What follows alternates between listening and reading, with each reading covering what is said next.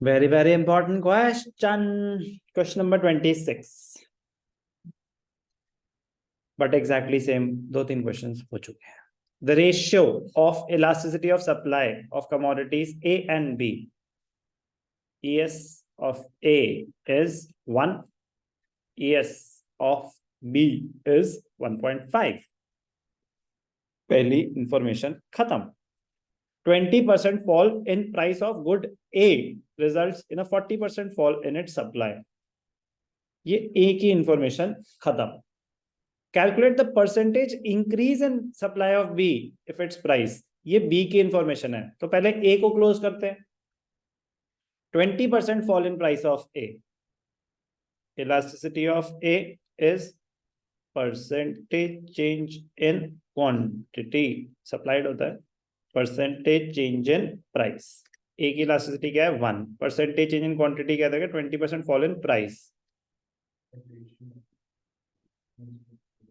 उससे फर्क नहीं पड़ता, उससे फर्क ही नहीं पड़ता, उससे फर्क ही नहीं पड़ता. तो जब इक्वल था 1:4 था, तो वो 1 है तो 1.5 है, वो 2 है तो वो है. 20% देख लेते हैं. 20% फॉल इन प्राइस ऑफ ए. ठीक है, हमें वो दे ही रखा है वैसे तो, अभी निकल जाएगा. Correct.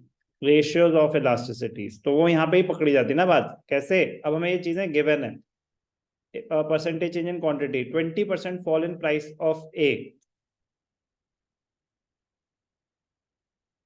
Results in 40% fall in it supply. तो वो यहीं पे हमें पता चल जाता है क्या हुआ. तो ये 40% गिरा, तो ये 20% गिरा.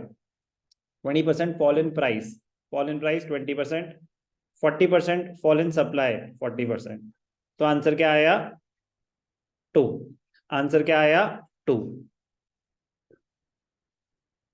बट सर वो तो इलास्टिसिटी तो आपने बताया 1 है.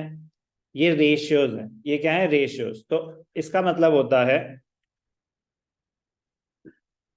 बेसिक यूनिटरी मेथड,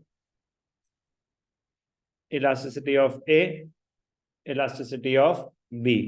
अगर ए की 1 है तो बी की 1.5 है. ए की 2 है तो कितनी होगी इसकी? 2 × 1.5, तो कितनी हो जाएगी? 3. अब वैल्यूज पुट कर देंगे.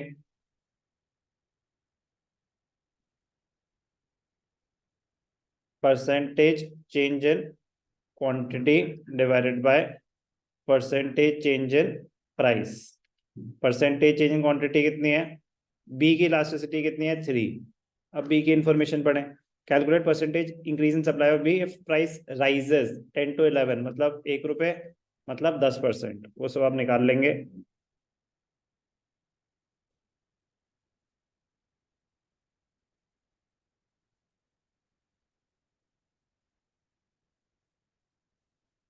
रही थी ना elasticity. Percentage change in quantity, price rises from 10 to 11, 10 to 11. ये अपने आप ठीक है ना. कैसे निकाला? 1/10, 10%, तो 30%. परसेंटेज चेंज इन क्वांटिटी 30%, तो supply of B will increase by 30%. Clear? Clear? Question number 26.